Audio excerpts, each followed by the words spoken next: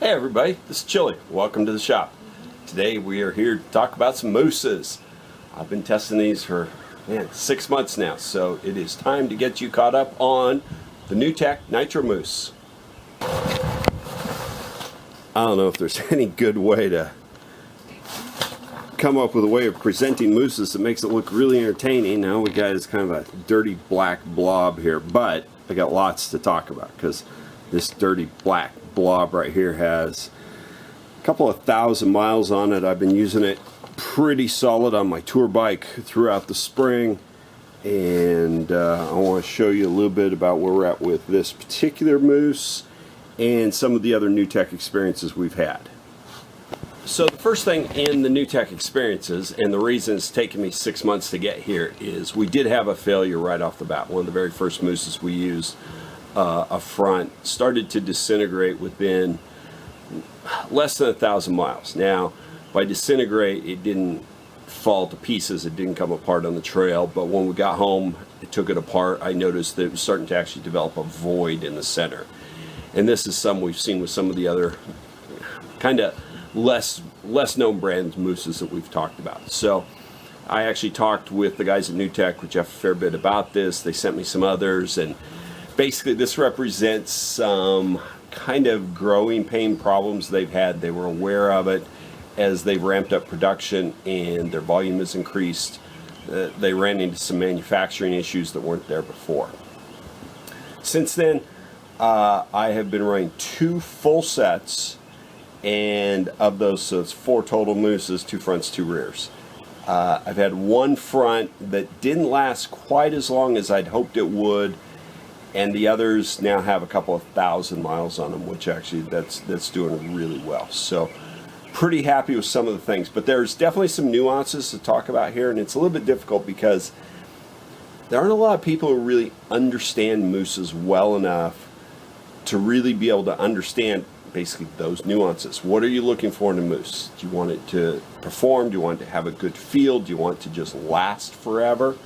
And definitely when it comes to the NewTek, there's some interesting things here that we should cover. You pretty much have to have been living under a rock to have not seen something about the Nitro Mousse within the last few years. It's really kind of taken everybody's imagination by storm. The reality is, you know, they've done some great advertising. They have really set up a niche for themselves in the market and have come up with a product that, well, it seems to have captured a lot of people's imaginations. Frankly, this is not a game changer. This is just another mousse with some unique characteristics out there that I'm getting certainly some durable, suitable use out of. But it probably will not be my first choice as a go-to. Why? Well, let me show you a couple of things. So as you can see, again, this mousse has a lot of miles on it.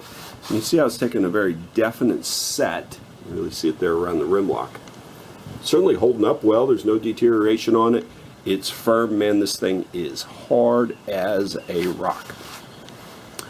So one of the qualities I've noticed about the NewTek, and one of the reasons they've become popular with the Baja guys, is they will hold up to speed, whoops, and abuse as a whole. And so that's particularly in the front. One of the knocks on Michelin's is that you start pounding whoops in the Baja race, and within a couple hundred miles, your front mousse is gone. The reality is that's because the Michelin 9090 front is sized too small for most front tires, and you need to add a piece in it from brand new to make it last. What happens with the NewTek here, with the Nitro Mousse, is it does last, but it takes this very definite set, and it actually shrinks. It shrinks and becomes very hard. So while it is holding up, my experience is that its performance inside the tire really is not that great. In fact, more than once I have been able to take a tire like this on a bike and push on it and actually feel a little bit of a void between the tire and the top of the mousse inside of it. Why? Well, look at how much this center drops down into the drop center of the rim, and that's part of Nitro Mousse's advertising, is that it actually does this. but I don't really find that that provides a good feel for me.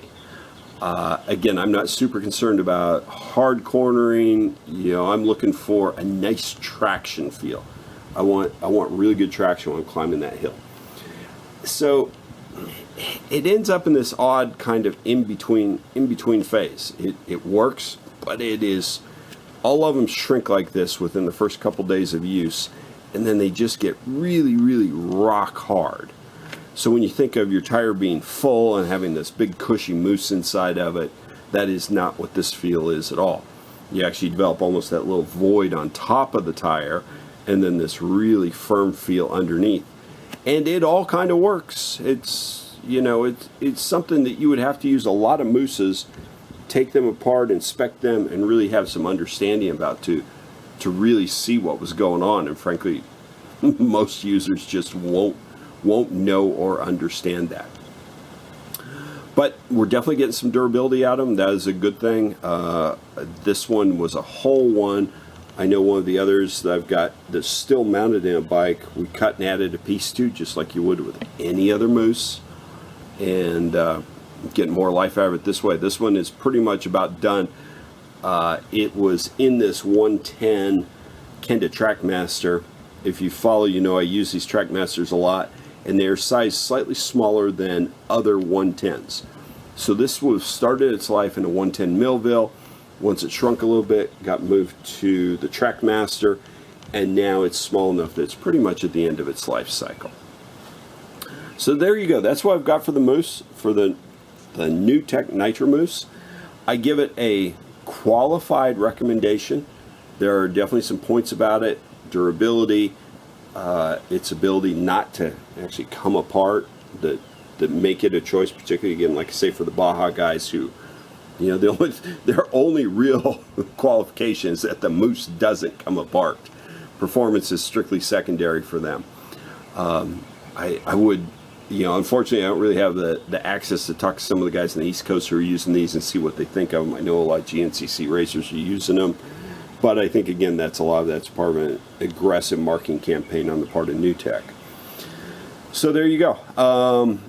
I'm going to have to put it as suitable, but a step below Michelin in that sense, and that overall the Michelin retains its bouncy feel much better. I think it does a better job at giving general traction on the tire. And we're also having really good luck with the new SRT Mousse. I've got those in testing right now, and that's something we'll bring you somewhere down the road. All right, everybody. Hey, thanks for tuning in. This is Chili, and we will talk to you soon.